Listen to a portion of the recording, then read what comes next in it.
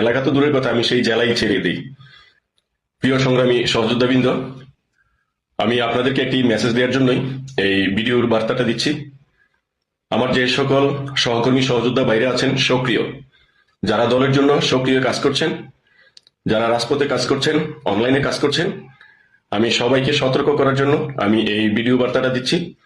সেটা হচ্ছে, আপনারা কিছুদিন নিজের প্রাইভেসি নিয়ে রাখবেন, সর্বোচ্চ প্রাইভেসি নিয়ে থাকতে চেষ্টা করবেন।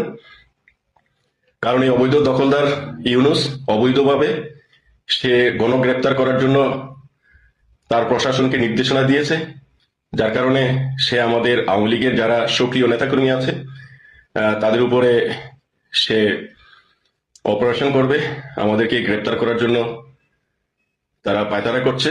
তো সেজন্য আমি আপনাদের সকলকেই বিনীত অনুরোধ করব, আপনারা সবাই কিছুদিন, সামান্য কয়েকদিন আপনারা একটু